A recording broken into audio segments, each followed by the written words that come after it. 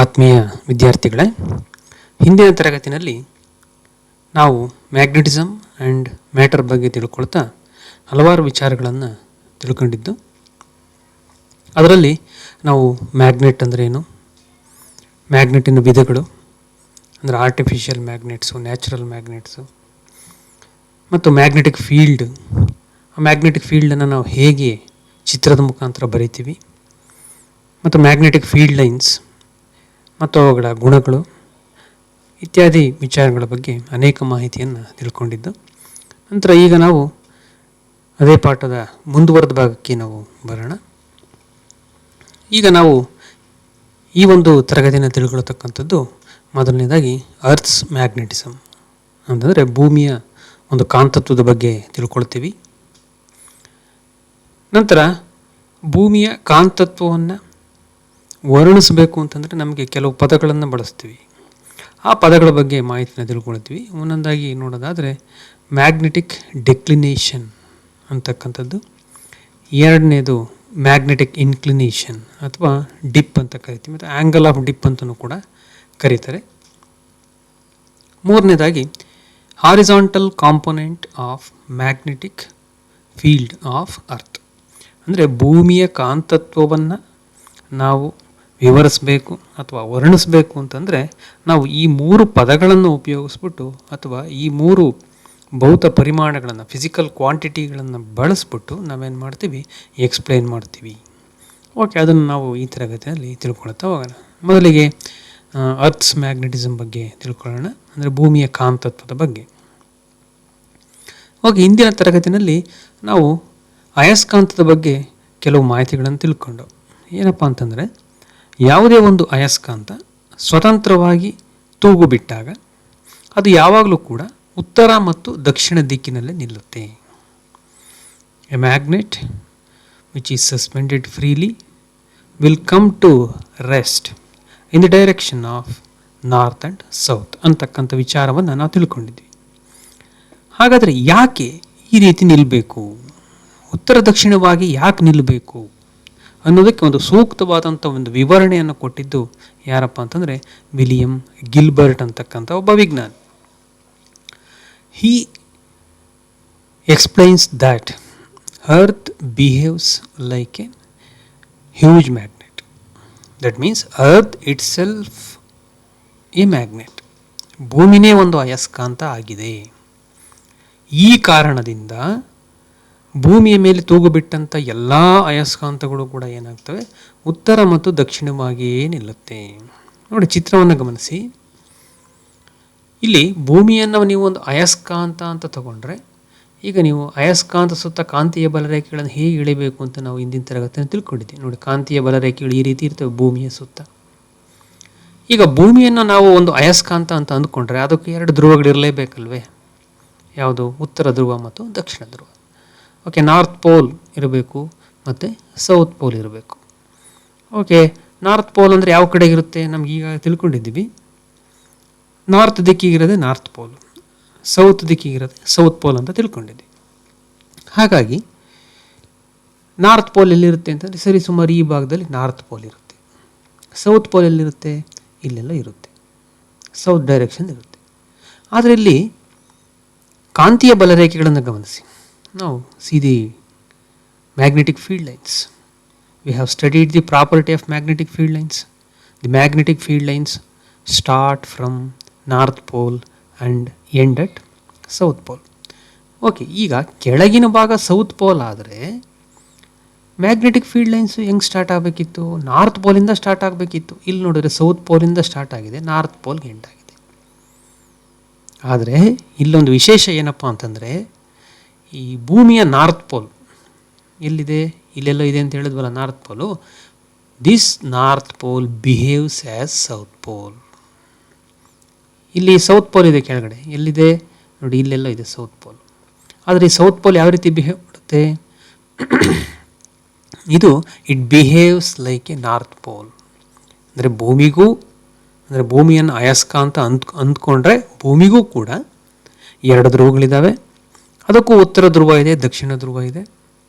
ಉತ್ತರ ಧ್ರುವ ಅಂತಂದರೆ ಉತ್ತರ ದಿಕ್ಕಿನ ಕಡೆ ಇರೋದು, ದಕ್ಷಿಣ ಧ್ರುವ ದಕ್ಷಿಣ ದಿಕ್ಕಿನ ಕಡೆಗಿರೋದು. ಆದರೆ ಭೂಮಿಯ ಅಯಸ್ಕಾಂತದ ಉತ್ತರ ಧ್ರುವ ದಕ್ಷಿಣ ಧ್ರುವವಾಗಿಯೂ ಭೂಮಿಯ ಅಯಸ್ಕಾಂತದ ದಕ್ಷಿಣ ಧ್ರುವ ಉತ್ತರ ಧ್ರುವವಾಗಿಯೂ ವರ್ತಿಸುತ್ತದೆ. ಅಥವಾ ಇನ್ನೊಂದು ರೀತಿ ಸಿಂಪಲ್ ಆಗಿ ಹೇಳಬೇಕು ಅಂತಂದರೆ, ಭೂಮಿಯ ಉತ್ತರ ಧ್ರುವ ಎಲ್ಲಿದೆಯಪ್ಪ ಅಂದರೆ ದಕ್ಷಿಣ ದಿಕ್ಕಿನ ಕಡೆಗಿದೆ. ಭೂಮಿಯ ದಕ್ಷಿಣ ದಿಕ್ಕಿನ ಕಡೆಗೆ ಉತ್ತರ ಧ್ರುವ ಇದೆ. ಹಾಗಾಗಿ ಉತ್ತರ ಧ್ರುವದಿಂದ ಕಾಂತೀಯ ಬಲ ರೇಖೆಗಳು ಹೊರಟಿದೆ. ಹಾಗಾಗಿ ಭೂಮಿಯ ಅಯಸ್ಕಾಂತದ ದಕ್ಷಿಣ ಧ್ರುವ ಎಲ್ಲಿದೆಯಪ್ಪ ಅಂದರೆ ಉತ್ತರ ದಿಕ್ಕಿನ ಕಡೆ ಇದೆ ಅಂತ ಸಿಂಪಲ್ ಆಗಿ ಹೇಳ್ಬೋದು ನಾವು. ಈಗ ಭೂಮಿಯ ಮೇಲೆ ಅಯಸ್ಕಾಂತ ಏನಾಗುತ್ತೆ, ಕಾಂತತ್ವ, ಅಯಸ್ಕಾಂತೀಯತೆ ಅಥವಾ ಕಾಂತತ್ವ ಅಥವಾ ಮ್ಯಾಗ್ನೆಟಿಕ್ ಫೀಲ್ಡ್ ಅಂತ ಹೇಳ್ತೀವಿ. ಮ್ಯಾಗ್ನೆಟಿಕ್ ಫೀಲ್ಡ್ ಏನು ಮಾಡುತ್ತೆ, ಒಂದೇ ಥರ ಇರಲ್ಲ. ಈಗ ಒಂದು ಅಯಸ್ಕಾಂತ ತಗೊಂಡ್ರೆ ಅಲ್ಲೂ ಕೂಡ ಕಾಂತತ್ವ ಒಂದೇ ಥರ ಇರಲ್ಲ. ಏನಾಗಿರ್ತಿತ್ತು, the attractive power is more at poles ಅಂತ ನಾವು ತಿಳ್ಕೊಂಡಿದ್ದು ನಾವು, ಹೌದಲ್ವ? ಇಲ್ಲೂ ಕೂಡ ಹಾಗೆಯೇ ಭೂಮಿಯ ಕಾಂತತ್ವ ಅಥವಾ ಭೂಮಿಯ ಮ್ಯಾಗ್ನೆಟಿಕ್ ಫೀಲ್ಡು ಎಲ್ಲ ಪ್ರದೇಶದಲ್ಲೂ ಒಂದೇ ರೀತಿ ಇರೋದಿಲ್ಲ. ಒಂದು ಸ್ಥಳದಿಂದ ಇನ್ನೊಂದು ಸ್ಥಳಕ್ಕೆ ಏನಾಗ್ತಾ ಹೋಗ್ತದೆ, ಒಂದು ಲ್ಯಾಟಿಟ್ಯೂಡಿಂದ ಇನ್ನೊಂದು ಲ್ಯಾಟಿಟ್ಯೂಡ್ಗೆ ಏನಾಗ್ತಾ ಹೋಗ್ತದೆ, ಬದಲಾವಣೆ ಆಗ್ತಾ ಹೋಗ್ತದೆ. ಓಕೆ, ಅದು ಸರಿಸುಮಾರು ಅಂದಾಜು ಎಷ್ಟಿರ್ಬೋದಪ್ಪ ಅಂತಂದರೆ it is of the order of 10⁻⁻⁻⁻ Tesla ಈ ಒಂದು ಪ್ರಮಾಣದಲ್ಲಿ ಇರ್ತದೆ. ಓಕೆ, ನಂತರ ಭೂಮಿಯ ಮ್ಯಾಗ್ನೆಟಿಕ್ ಫೀಲ್ಡು ಯಾವ ದಿಕ್ಕಿನಲ್ಲಿರ್ತದೆ ಅಥವಾ ಹೇಗಿರುತ್ತೆ ಅನ್ನೋದನ್ನು ನೋಡೋದಾದರೆ ಚಿತ್ರವನ್ನು ಗಮನಿಸಿ ನೋಡಿ. ಇದು NG ಅಂತಂದರೆ ಜಿಯೋಗ್ರಫಿಕ್ ನಾರ್ತ್, ಭೂಮಿಯ ಉತ್ತರ ದಿಕ್ಕು. SG ಅಂತಂದರೆ ಭೂಮಿಯ ದಕ್ಷಿಣ ದಿಕ್ಕು. ಹಾಗಾದರೆ ಭೂಮಿಯನ್ನು ನಾವು ಒಂದು ಅಯಸ್ಕಾಂತ ಅಂತ ಅಂದ್ಕೊಂಡ್ರೆ ಅದಕ್ಕೊಂದು ನಾರ್ತ್ ಪೋಲ್ ಮತ್ತು ಸೌತ್ ಪೋಲ್ ಇರಬೇಕಲ್ವಾ? ಓಕೆ, ನಾರ್ತ್ ಪೋಲ್ ಎಲ್ಲಿದೆ?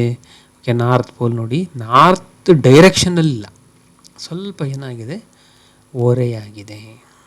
It is bend or it is inclined some angle. ಅದೇ ರೀತಿ ನೋಡಿ ಸೌತ್ ಪೋಲ್ ಎಲ್ಲಿದೆ? ಸೌತ್ ಡೈರೆಕ್ಷನ್ನಲ್ಲಿಲ್ಲ, ಸ್ವಲ್ಪ ಈ ಕಡೆಗೆ ಇನ್ಕ್ಲೈನ್ಡ್ ಆಗಿದೆ.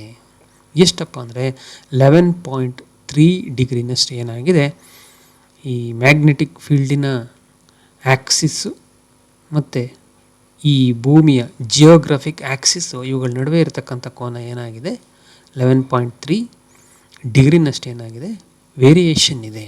ಎರಡು ಒಂದೇ ಲೈನ್ ಮೇಲೆ ಬರೋದಿಲ್ಲ ಅಂತಕ್ಕಂಥದ್ದು. ನೆಕ್ಸ್ಟ್ ಮುಂದಿನ ವಿಚಾರ, ಭೂಮಿಗೆ ಕಾಂತತ್ವ ಗುಣ ಅಂತಕ್ಕಂಥದ್ದು ಬಂದಿದೆ. ಹಾಗಾದರೆ ಭೂಮಿಗೆ ಕಾಂತತ್ವದ ಗುಣ ಬರಬೇಕಾದ್ರೆ ಏನು ಕಾರಣ? ಆ ಕಾರಣವೇ ಡೈನಮೋ ಪರಿಣಾಮ ಅಥವಾ ಡೈನಮೋ ಎಫೆಕ್ಟ್. ಡೈನಮೋ ಎಫೆಕ್ಟಿಂದ ಏನಾಗಿದೆ, ಭೂಮಿಗೆ ಕಾಂತತ್ವ ಅಂತಕ್ಕಂಥ ಗುಣ ಬಂದಿದೆ. ಹಾಗಾದರೆ ಏನು ಡೈನಮೋ ಎಫೆಕ್ಟ್ ಅಂದರೆ ಏನು ಅನ್ನೋದನ್ನು ನೋಡೋದಾದರೆ ಚಿತ್ರವನ್ನು ಗಮನಿಸಿ. ಭೂಮಿಯ ನಾವು ಒಳಗಡೆ ಹೋದಂಗೆ ಅಂದರೆ ಭೂಮಿಯ ಮೇಲ್ಭಾಗ ಏನಿದೆ ಕ್ರಸ್ಟ್ ಅಂತ ಕರಿತೀವಿ. ಆ ಕ್ರಸ್ಟ್ ಏನಾಗಿದೆ, ಅದು ಸಾಲಿಡ್ ಸ್ಥಿತಿನಲ್ಲಿದೆ, ಅಂದರೆ ಘನ ಸ್ಥಿತಿನಲ್ಲಿದೆ. ಅದರ ಒಳಭಾಗಕ್ಕೆ ಹೋದರೆ ಏನಾಗುತ್ತೆ, ಮ್ಯಾಂಟಲ್ ಅಂತಕ್ಕಂಥ ಒಂದು ಪಾರ್ಟ್ ಬರುತ್ತೆ ಭೂಮಿಯ ಭಾಗದಲ್ಲಿ. ಮ್ಯಾಂಟಲನ್ನು ನಂತರ ಒಳಕ್ಕೆ ಹೋದರೆ ಏನಾಗುತ್ತೆ, ಕೋರ್ ಅಂತಕ್ಕಂಥ ಒಂದು ಭಾಗ ಬರುತ್ತೆ. ಕೋರ್ನಲ್ಲಿ ಇನ್ನರ್ ಕೋರ್ ಮತ್ತು ಔಟರ್ ಕೋರ್ ಅಂತಕ್ಕಂಥ ಎರಡು ಭಾಗಗಳು ಬರ್ತವೆ. ಓಕೆ, ಇಲ್ಲಿ ವಸ್ತು ಒಂದೇ ಸ್ಥಿತಿನಲ್ಲಿಲ್ಲ. ಒಂದೇ ಸ್ಥಿತಿ ಅಂತಂದರೆ ದ್ರವ್ಯದ 3 ಸ್ಥಿತಿಗಳ ಬಗ್ಗೆ ಗೊತ್ತಿದೆ ನಿಮಗೆ, ಘನ, ದ್ರವ ಮತ್ತು ಅನಿಲ. ಈ ರೀತಿ ಒಂದೇ ಸ್ಥಿತಿನಲ್ಲಿಲ್ಲ. ನೋಡಿ, ಕ್ರಸ್ಟಲ್ಲಿ ಏನಾಗಿದೆ, ಘನ ಸ್ಥಿತಿನಲ್ಲಿದೆ. ನೆಕ್ಸ್ಟ್ ಒಳಗಡೆ ಹೋದ್ರೆ ಮ್ಯಾಂಟಲ್ನಲ್ಲಿ ಏನಾಗಿದೆ, ದ್ರವ ಸ್ಥಿತಿನಲ್ಲಿದೆ. ಯಾಕೆ ಅಂತಂದರೆ due to high temperature and pressure, ಹೆಚ್ಚು ಒತ್ತಡ ಮತ್ತು ಹೆಚ್ಚು ಶಾಖದ ಪರಿಣಾಮದಿಂದ, ಉಷ್ಣದ ಪರಿಣಾಮದಿಂದ ಏನಾಗಿದೆ, ಮ್ಯಾಂಟಲ್ನಲ್ಲಿ ಏನಾಗಿದೆ, ವಸ್ತು ದ್ರವ ರೂಪದಲ್ಲಿದೆ, ಅಂದರೆ ಕುದಿತಾ ಇದೆ. ಲಾವಾರಸ ಅಂತ ಕೇಳಿದೆ, ಜ್ವಾಲಾಮುಖಿ ಬಂದಾಗ ಲಾವಾರಸ ಬರುತ್ತೆ, ಕುದಿಯುವ ದ್ರವ, ಈ ರೀತಿ ಕೇಳಿದ್ರೆ ಆ ರೂಪದಲ್ಲಿದೆ. ನೆಕ್ಸ್ಟ್ ಕೋರ್ನ ಭಾಗಕ್ಕೆ ಹೋದಾಗ ಔಟರ್ ಕೋರು ಮತ್ತು ಘನರೂಪದಲ್ಲೇ ಇದೆ. ಇಲ್ಲಿ ನೋಡಿ, ಓಕೆ, ಇಲ್ಲಿ ಮ್ಯಾಂಟನ್ನಲ್ಲಿರ್ತಕ್ಕಂಥ ಭಾಗದಲ್ಲಿ ಇರ್ತಕ್ಕಂಥ ಏನು ದ್ರವ ಏನಿದೆ, ಇಲ್ಲಿ ಸಂವಹನ ಪ್ರವಾಹಗಳು ಅಂತ ಕರಿತೀವಿ, ಕನ್ವೆಕ್ಷನ್ಸ್ ಅಂತ ಕರಿತೀವಿ, ಸಂವಹನ ಪ್ರವಾಹಗಳು. ಆ ಸಂವಹನ ಪ್ರವಾಹಗಳಿಂದ ಉಂಟಾಗೋದ್ರಿಂದ ಏನಾಗುತ್ತಪ್ಪ ಅಂತಂದರೆ ಭೂಮಿಗೆ ಕಾಂತತ್ವ ಗುಣ ಅಂತ ಬಂದಿದೆ. ಹಾಗಾದರೆ ಭೂಮಿಗೆ ಕಾಂತತ್ವ ಗುಣ ಬಂದಿರತಕ್ಕಂಥದ್ದು ಸಂವಹನ ಪ್ರವಾಹಗಳಿಂದ, ಕನ್ವೆಕ್ಷನಲ್ ಕರೆಂಟ್ಸ್ ಅಂತ ಕರಿತೀವಿ. ಇಲ್ಲಿ ಕರೆಂಟ್ಸ್ ಅಂದರೆ ಪ್ರವಾಹ ಅಂತ. ಕನ್ವೆಕ್ಷನಲ್ ಕರೆಂಟಿಂದ ಏನಾಯಿತು, ಭೂಮಿಗೆ ಮ್ಯಾಗ್ನೆಟಿಕ್ ಒಂದು ಗುಣ ಬಂದಿದೆ. ಇದನ್ನು ನಾವು ಡೈನಮೋ ಎಫೆಕ್ಟ್ ಅಂತ ಕರಿತೀವಿ. ನೆಕ್ಸ್ಟ್ ಭೂಮಿಗೆ ಸಂಬಂಧಪಟ್ಟ ಇನ್ನೊಂದು ಪದ ನೋಡಿ, ಜಿಯೋಗ್ರಫಿಕ್ ಮೆರಿಡಿಯನ್ ಅಂತ. ಜಿಯೋಗ್ರಫಿಕ್ ಮೆರಿಡಿಯನ್ ಅಂತಂದ್ರೆ ಏನಿಲ್ಲ ನೋಡಿ, ನಾರ್ತ್ ಪೋಲ್ ಮತ್ತು ಸೌತ್ ಪೋಲ್ ಅಂದರೆ ಜಿಯೋಗ್ರಫಿಕ್ ನಾರ್ತ್ ಪೋಲು, ಜಿಯೋಗ್ರಫಿಕ್ ಸೌತ್ ಪೋಲ್, ಇವೆರಡನ್ನು ನಾವು ಜಾಯಿನ್ ಮಾಡಿದ್ರೆ ಒಂದು ಲೈನ್ ಸಿಗುತ್ತೆ. That line is called as geographic Axis. ಆ ಜಿಯೋಗ್ರಫಿಕ್ ಆಕ್ಸಿಸ್ನಲ್ಲಿ ನಾವು ಒಂದು ಕಟ್ ಮಾಡಿದ್ರೆ, ವರ್ಟಿಕಲ್ ಆಗಿ ಹಿಂಗೆ ಕಟ್ ಮಾಡಿದ್ರೆ ಒಂದು ಪ್ಲೇನ್ ಸಿಗುತ್ತೆ ನಮಗೆ. That plane is called as geographic meridian. It is the vertical plane which passes through the geographic axis. Next ಇನ್ನೊಂದು ಎರಡನೇದಾಗಿ ಮ್ಯಾಗ್ನೆಟಿಕ್ ಮೆರಿಡಿಯನ್ ಅಂತ. ಅಂದರೆ ಮ್ಯಾಗ್ನೆಟಿಕ್ ಮೆರಿಡಿಯನ್ ಅಂದರೆ ನಾವು ಭೂಮಿಯಲ್ಲಿ ಮ್ಯಾಗ್ನೆಟನ್ನು ಇಟ್ಟಾಗ ಅಥವಾ ಭೂಮಿಯನ್ನು ನಾವು ಮ್ಯಾಗ್ನೆಟ್ ಅಂತ ಅಂದ್ಕೊಂಡಾಗ, ನಾರ್ತ್ ಪೋಲ್ ನೋಡಿ ಇಲ್ಲಿದೆ, ಇಲ್ಲಿಲ್ಲ, ಇಲ್ಲಿರಬೇಕಾಗಿತ್ತು ಆದರೆ ಇಲ್ಲಿಲ್ಲ, ಇಲ್ಲಿದೆ, ಸ್ವಲ್ಪ ಇನ್ಕ್ಲೈನೆಡ್ ಆಗಿದೆ ನಾವು ಹಿಂದೆ ತಿಳ್ಕೊಂಡು. ಓಕೆ, ಇದು ನಾರ್ತ್ ಪೋಲ್, ಇದು ಭೂಮಿಯ ಕಾಂತದ ಉತ್ತರ ಧ್ರುವ, ಭೂಮಿಯ ಕಾಂತದ ದಕ್ಷಿಣ ಧ್ರುವ. ಇವೆರಡನ್ನೂ ಸೇರಿಸಿದ್ರೆ ಅಂದರೆ ಮ್ಯಾಗ್ನೆಟಿಕ್ ನಾರ್ತ್ ಪೋಲ್ ಮತ್ತು magnetic south pole, SM, NM ಅಂತ ಏನಿದೆ, ಇವುಗಳನ್ನು ಸೇರಿಸಿದ್ರೆ ಒಂದು ಲೈನ್ ಸಿಗುತ್ತೆ. ಹಂಗೆ ಕಟ್ ಮಾಡಿ, ನೀವು ಒಂದು ಚಾಕು ತಗೊಂಡಂಗೆ ಕಟ್ ಮಾಡಿದ್ದೀರಾ ಅಂದ್ಕೊಳ್ಳಿ, ಸೇಫ್ ಕಟ್ ಮಾಡ್ತೀವಲ್ಲ ಹಾಗೆ, ಆ ರೀತಿ ಕಟ್ ಮಾಡಿದ್ರೆ ಒಂದು ಪ್ಲೇನ್ ಸಿಗುತ್ತೆ ನಮಗೆ. That plane is called as magnetic meridian ಅಂತ ಕರಿತೀವಿ. ಅಂದರೆ ಮ್ಯಾಗ್ನೆಟಿಕ್ ಆಕ್ಸಿಸ್ ಮುಖಾಂತರ ಕಟ್ ಮಾಡಿದ್ರೆ ಮ್ಯಾಗ್ನೆಟಿಕ್ ಮೆರಿಡಿಯನ್ ಸಿಗುತ್ತೆ. ಜಿಯೋಗ್ರಫಿಕಲ್ ಆಕ್ಸಿಸ್ ಮುಖಾಂತರ ಕಟ್ ಮಾಡಿದ್ರೆ ಜಿಯೋಗ್ರಫಿಕ್ ಮೆರಿಡಿಯನ್ ಸಿಗುತ್ತೆ. Okay, let us move on to the second concept, that is magnetic elements of earth. ಅಂದರೆ ಭೂಮಿಯ ಕಾಂತತ್ವವನ್ನು ನಾವೇನು ಮಾಡ್ತೀವಿ, ಈ 3 ಭೌತ ಪರಿಮಾಣಗಳನ್ನು ಉಪಯೋಗಿಸ್ಬಿಟ್ಟು ಹೇಳ್ತೀವಿ ಅಂತ ನಾವು ಹಿಂದೆ ತಿಳ್ಕೊಂಡು ಒಂದೊಂದಾಗಿ ತಿಳ್ಕೊಳ್ತಾ ಬರೋಣ. ಅಂದರೆ ಭೂಮಿಯನ್ನು ವರ್ಣಿಸ್ಬೇಕಾದ್ರೆ, ಅಂದರೆ ಭೂಮಿಯ ಕಾಂತತ್ವ ಇಲ್ಲೆಷ್ಟಿದೆ, ಇಲ್ಲೆಷ್ಟಿದೆ, ಇಲ್ಲಿ ಯಾವ ದಿಕ್ಕಿನಲ್ಲಿದೆ ಅನ್ನೋದನ್ನು ವರ್ಣಿಸ್ಬೇಕು, ತಿಳಿಸ್ಬೇಕು ಅಥವಾ ವಿವರಿಸಬೇಕು ಅಂತಂದರೆ ನಾವೇನು ಮಾಡ್ತೀವಿ, ಈ 3 ಪದಗಳನ್ನು ಉಪಯೋಗಿಸಿ ಅಥವಾ 3 ಭೌತ ಪರಿಮಾಣಗಳನ್ನು ಉಪಯೋಗಿಸ್ಬಿಟ್ಟು ಹೇಳ್ತೀವಿ. ಅದರಲ್ಲಿ ಮೊದಲನೇದಾಗಿ ಮ್ಯಾಗ್ನೆಟಿಕ್ ಡೆಕ್ಲಿನೇಷನ್, ಸಿಂಬಲ್ ಥೀಟಾ ಅಂತ ಹೇಳ್ತೀವಿ ನಾವು.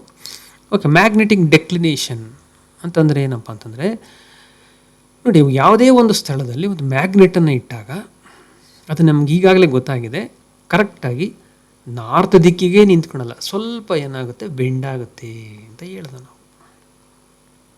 ಆ ಸ್ವಲ್ಪ ಬೆಂಡಾಗುತ್ತಲ್ಲ, ಅದೇನಾಗುತ್ತೆ, ಒಂದು ಪ್ರದೇಶದಿಂದ ಇನ್ನೊಂದು ಪ್ರದೇಶಕ್ಕೆ ಏನಾಗುತ್ತೆ, ಆ ಬೆಂಡಾಗ್ತಕ್ಕಂಥ ಪ್ರಮಾಣ ಏನಾಗುತ್ತೆ, ಬದಲಾವಣೆ ಆಗುತ್ತೆ. ಚಿತ್ರವನ್ನು ನೋಡಿ, ಇದು ನಾರ್ತ್, ಜಿಯೋಗ್ರಫಿಕ್ ನಾರ್ತ್, ಇದು ಜಿಯೋಗ್ರಫಿಕ್ ಸೌತ್. ಓಕೆ, ಇದು ಆಕ್ಸಿಸ್, ಹಿಂಗೆ ಜಾಯಿನ್ ಮಾಡಿದ್ರೆ ಮ್ಯಾಗ್ನೆಟನ್ನು ಇಟ್ಟರೆ ಏನಾಗುತ್ತೆ, ಹಿಂಗೆ ನಿಲ್ಲುತ್ತೆ,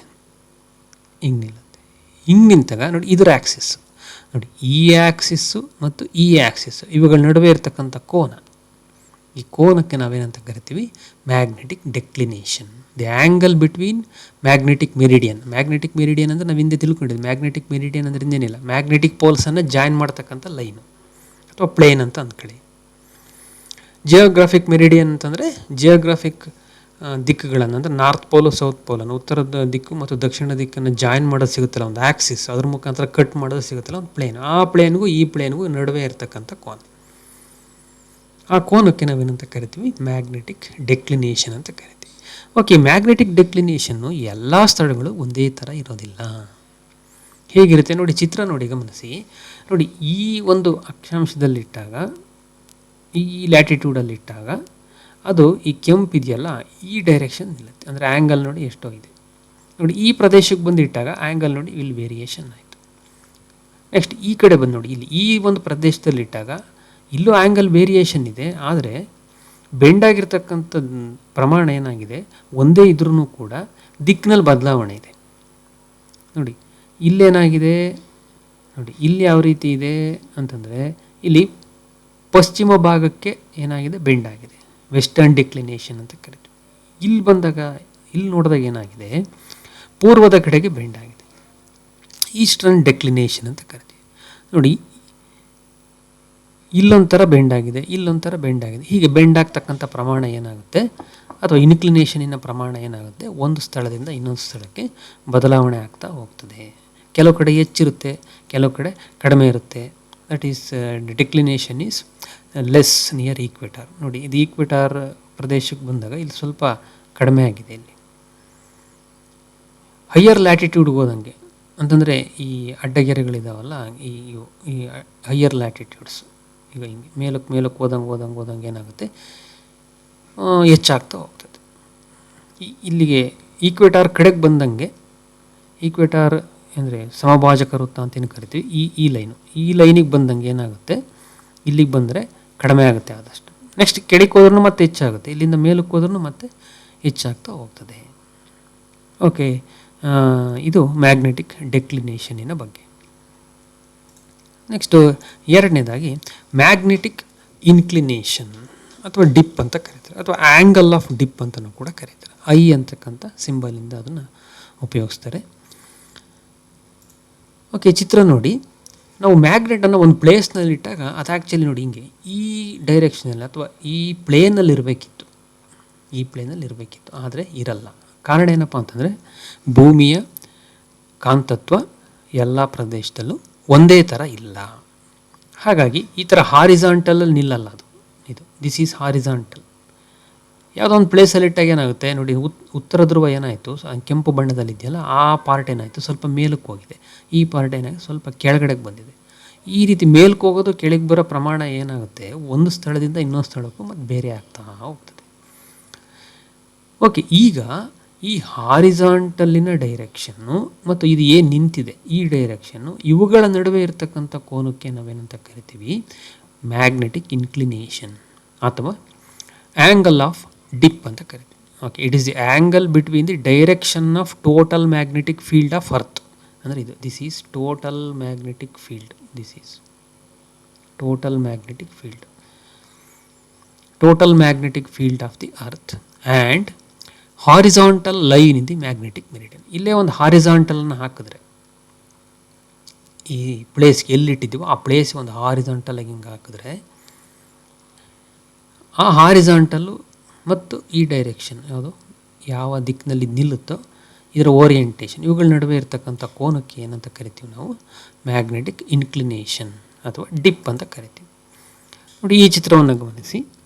ಒಂದು ಅಯಸ್ಕಾಂತವನ್ನು ಈ ರೀತಿ ನಾವು ತೂಗ್ಬಿಟ್ಟಾಗ ಏನಾಗುತ್ತೆ, ಆ್ಯಕ್ಚುಲಿ ಏನಾಗಬೇಕಿತ್ತು, ಈ ಥರ ಹಾರಿಜಾಂಟಲ್ ಹಿಂಗೆ ನಿಲ್ಲಬೇಕಿತ್ತು, ಈ ಡೈರೆಕ್ಷನಲ್ಲಿ ಹಿಂಗೆ ನಿಲ್ಲಬೇಕಿತ್ತು, ಹಿಂಗೆ ನಿಲ್ಲೋದಿಲ್ಲ. ಏನಾಯಿತು, ಈ ಕಡೆ ಸ್ವಲ್ಪ ಕೆಳಗೆ ಬಂದಿದೆ, ಈ ಕಡೆ ಸ್ವಲ್ಪ ಮೇಲಕ್ಕೆ ಹೋಗಿದೆ. ನೋಡಿ, ಈ ಆ್ಯಂಗಲ್ ಇದೆಯಲ್ಲ, ಇದು ಕೆಳಕ್ಕೆ ಮೇಲಕ್ಕೆ ಬಂದಿದೆಯಲ್ಲ, ನೋಡಿ ಇದು ಹಿಂಗೆ ನಿಂತಿದೆ. ಆ್ಯಕ್ಚುಲಿ ಹಿಂಗೆ ನಿಲ್ಲಬೇಕಿತ್ತು, ಹಿಂಗೆ ನಿಂತಿದೆ. ಓಕೆ, ಇಲ್ಲೆಷ್ಟಿದೆ, this is angle of dip ಅಂತ. ಇಲ್ಲಿ ತೀಟಾ ಅಂತ ಬರೆದಿದ್ದಾರೆ, ಆ್ಯಕ್ಚುಲಿ ಐ ಅಂತ ಸೂಚಿಸ್ತೀವಿ.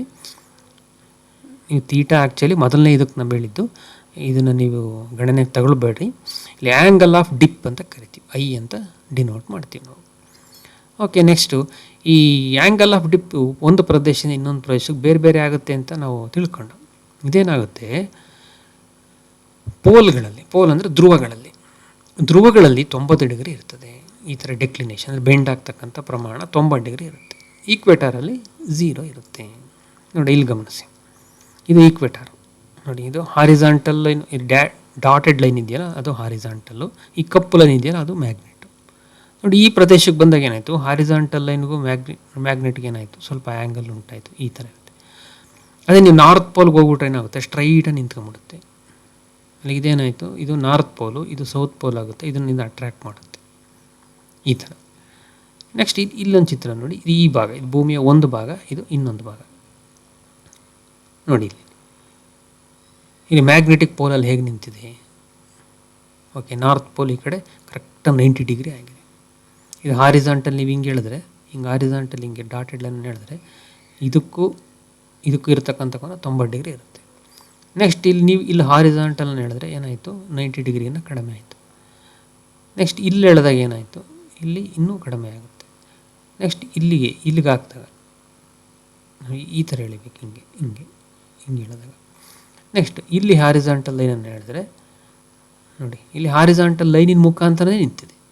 ಆವಾಗ ಐ ವ್ಯಾಲ್ಯೂ ಏನಾಯಿತು, 0 ಆಗುತ್ತೆ. ನೆಕ್ಸ್ಟ್ ಕೆಳಗಡೆ ಬಂದಂಗೆ ಮತ್ತೆ ನೋಡಿ ಇಲ್ಲಿ ಕೆಳಗಡೆ, ಇಲ್ಲಿ ಗಮನಿಸಿ, ಕೆಳಗಡೆ ಬಂದಾಗ ಮತ್ತೆ ಹಿಂಗೆ ಹೆಚ್ಚಾಗ್ತಾ ಹೋಗ್ಬಿಟ್ಟು ಈ ದಕ್ಷಿಣ ಧ್ರುವದ ಕಡೆಗೆ ಹೋದಂಗೆ ಏನಾಗುತ್ತೆ, ಮತ್ತೆ 90 ಡಿಗ್ರಿ ಆಗುತ್ತೆ. Okay, this is about the magnetic inclination ಅಥವಾ ಆ್ಯಂಗಲ್ ಆಫ್ ಡಿಪ್ ಅಂತ ಕರೀತೀವಿ. ನೆಕ್ಸ್ಟ್ ಮೂರನೇದಾಗಿ horizontal component of earth's magnetic field. Okay, ಇದನ್ನೇನು ಸಪ್ರೇಟಾಗಿ ಎಕ್ಸ್ಪ್ಲೇನ್ ಮಾಡೋದು ಬೇಕಾಗಲ್ಲ. ಈಗಾಗಲೇ ನಾವು ತಿಳ್ಕೊಂಡಿದ್ವಿ, ಒಂದು ಹಾರಿಜಾಂಟಲ್ ಲೈನ್ ಎಳೆದಿದ್ದೀವಲ್ವಾ, ಆ ಹಾರಿಜಾಂಟಲ್ ಲೈನು ನಮಗೆ ಇಂದಿನ ಡೆಫಿನೇಷನ್ ಕರೆಕ್ಟಾಗಿ ಅರ್ಥ ಆಗಿದ್ದರೆ ಈ ಡೆಫಿನೇಷನ್ ಈಸಿಯಾಗಿ ಅರ್ಥ ಆಗುತ್ತೆ. ಓಕೆ, ಇಲ್ಲೇನಾಯ್ತು ನೋಡಿ, ಈ ಚಿತ್ರವನ್ನು ಗಮನಿಸಿ. ಓಕೆ, ಈಗ ಒಂದು ಮ್ಯಾಗ್ನೆಟಿಕ್ ನೀಡಲನ್ನು ಹಿಂಗಿಟ್ಟಾಗ ನೋಡಿ ಮ್ಯಾಗ್ನೆಟಿಕ್ ಫೀಲ್ಡ್ ಹಿಂಗಿರುತ್ತೆ, ಈ ಡೈರೆಕ್ಷನ್ ಇರುತ್ತೆ. ಓಕೆ, ಮ್ಯಾಗ್ನೆಟಿಕ್ ಫೀಲ್ಡ್ ಅಂದರೆ ಒಂದು ವೆಕ್ಟಾರ್ ಕ್ವಾಂಟಿಟಿ ಅಂತ ಗೊತ್ತಿದೆ ನಿಮಗೆ. ಇದು ನಾವು ಇದನ್ನು ರಿಸಾಲ್ವ್ ಮಾಡಿದ್ರೆ ಓಕೆ, ಇದು ವರ್ಟಿಕಲ್ ಕಾಂಪೊನೆಂಟ್ ಆಗುತ್ತೆ, ಇದು ಹಾರಿಜಾಂಟಲ್ ಕಾಂಪೊನೆಂಟ್ ಆಗುತ್ತೆ. ಈಗ ಇದು ಟೋಟಲ್ ಮ್ಯಾಗ್ನೆಟಿಕ್ ಫೀಲ್ಡ್, ಇದು horizontal. The component of total magnetic field of the earth in the horizontal direction in magnetic meridian is called horizontal component of earth's magnetic field. Okay, ಅಂದರೆ ಇದು total magnetic field, ಇದು vertical component, ಇದು horizontal component. ಈ horizontal ಕಾಂಪೊನೆಂಟಿನ value ಅದನ್ನೇ horizontal component of earth's magnetic field, ಅಂದರೆ the component of magnetic field in horizontal direction ಅಂತ ಅರ್ಥ. ನೆಕ್ಸ್ಟ್ ಈ ಚಿತ್ರವನ್ನು ಗಮನಿಸಿ, ಅಂದರೆ ಒಂದು ಅಯಸ್ಕಾಂತ ಈ ಥರ ತೂಗ್ಬಿಟ್ಟಾಗ ಹಿಂಗೆ ನಿಲ್ಲುತ್ತೆ. ನಾವು ಹಿಂದಿನ ಉದಾಹರಣೆ ಡೆಫಿನೇಷನಲ್ಲೂ ಕೂಡ ಇದನ್ನು ತಿಳ್ಕೊಂಡು ಈ ರೀತಿ ನಿಂತಾಗ this is the direction of magnetic field. Okay, ಈಗ ಹಾರಿಜಾಂಟಲ್ ಹಾಕರ್ ಹೆಂಗೆ ಬರುತ್ತೆ ನಮಗೆ, ಇದು ಹಾರಿಜಾಂಟಲ್ ಹಿಂಗೆ ಬರುತ್ತೆ ಈ ಥರ. ಹೇಗೆ, ಈಗ ಲೇಟಸ್ ಒಂದು ಹಾರಿಜಾಂಟಲನ್ನು ಹಾಕೋಣ. ಓಕೆ, ಹಾರಿಜಾಂಟಲ್ ಹಾಕರ್ ಹೆಂಗೆ ಬರುತ್ತೆ, ಈ ಥರ ಹಾರಿಜಾಂಟಲ್ ಬರುತ್ತೆ. ಓಕೆ, ಈ ಆ್ಯಂಗಲ್ಲು ಡಿಪ್ ಆಯ್ತಿದ್ದು, ಇದು ಡಿಪ್ ಅಂತ ತೋರಿಸಿ ನೋಡಿ, ಇಲ್ಲಿ ಡಿಪ್ ಐ ಆಯಿತು. ಈ ರೆಡ್ ಲೈನ್ ಇದೆಯಲ್ಲ, ಇದನ್ನು ಹಾರಿಜಾಂಟಲ್ ಕಾಂಪೊನೆಂಟ್ ಅಂತ ಕರಿತೀವಿ. ಈ ಕೆಳಗಡೆಗೆ ಬಂದರೆ ಇದು ವರ್ಟಿಕಲ್ ಕಾಂಪೊನೆಂಟ್ ಆಗುತ್ತೆ. ಇದು ವರ್ಟಿಕಲ್ ಕಾಂಪೊನೆಂಟು, ಇದು ಹಾರಿಜಾಂಟಲ್ ಕಾಂಪೊನೆಂಟ್. ಓಕೆ, ಇದು ಡಿಪ್ ಆಗುತ್ತಲ್ಲ, ಇದನ್ನು ನಾವೇನಂತ ಕರಿತೀವಿ, ಐ ಅಂತ ಕರೆದಿದ್ದು ನಾವು ಅಲ್ವರಾ. ಹಾಗಾಗಿ ಇದು ಐ ಆದಮೇಲೆ ಇದು ಹಾರಿಜಾಂಟಲ್ ಕಾಂಪೊನೆಂಟನ್ನು ನಾವು ಯಾವುದರಲ್ಲಿ HE ಅಂತಕ್ಕಂಥ ಸಿಂಬಲಿಂದ ಸೂಚಿಸ್ತೀವಿ. HE ಅಂತಂದರೆ ಹಾರಿಜಾಂಟಲ್ ಕಾಂಪೊನೆಂಟ್, ZE ಅಂತಂದರೆ ಇದು ZE, ಇದು ವರ್ಟಿಕಲ್ ಕಾಂಪೊನೆಂಟ್. ಹಾಗಾದರೆ ಇದು HE ಈಸ್ ಈಕ್ವಲ್ ಟು ಏನಪ್ಪ ಅಂದರೆ, HE ಈಸ್ ಈಕ್ವಲ್ ಟು ಇದು B ಅಂತಂದರೆ total earth's magnetic field B ಅಥವಾ BE ಅಂತ ಕರಿತೀವಿ. ಓಕೆ, BE ಕಾಸ್ ಐ ಆಗುತ್ತೆ. ಈ ಕಾಂಪೊನೆಂಟ್ ಏನಾಗುತ್ತೆ, BE ಸೈನ್ ಐ ಆಗುತ್ತೆ. ಒಂದು ವೇಳೆ I is equal to 45 degree ಆದಾಗ, I is equal to 45 degree ಆದಾಗ ಏನಾಗುತ್ತೆ, HE is equal to ZE ಆಗುತ್ತೆ. ಅಂತಂದರೆ ಹಾರಿಜಾಂಟಲ್ ಕಾಂಪೊನೆಂಟಿನ ವ್ಯಾಲ್ಯೂ ಎಷ್ಟಿದೆಯೋ ವರ್ಟಿಕಲ್ ಕಾಂಪೊನೆಂಟಿನ ವ್ಯಾಲ್ಯೂನೂ ಕೂಡ ಅಷ್ಟೇ ಇರುತ್ತೆ. ಓಕೆ, ಈ ಮೂರು ಡೆಫಿನೇಷನ್ಗಳು ತುಂಬ ಇಂಪಾರ್ಟೆಂಟು. ಕಾರಣ ಏನಪ್ಪ ಅಂತಂದರೆ ಈ ಡೆಫಿನೇಷನ್ಗಳಲ್ಲಿ ಒಂದಾದರೂ ಡೆಫಿನೇಷನ್ ಬರ್ತಕ್ಕಂಥ ಸಾಧ್ಯತೆ ಇದೆ. ಓಕೆ, ಮುಂದಿನ ಕ್ಲಾಸಲ್ಲಿ ಇನ್ನೂ ಕೆಲವು ಡೆಫಿನೇಷನ್ಸ್ ಬರ್ತವೆ, ಅವುಗಳನ್ನು ತಿಳ್ಕೊಳ್ಳೋಣ. ಓಕೆ, ಧನ್ಯವಾದಗಳು ನೀವು ಕೇಳಿದ ಎಲ್ಲ ವಿದ್ಯಾರ್ಥಿಗಳಿಗೆ.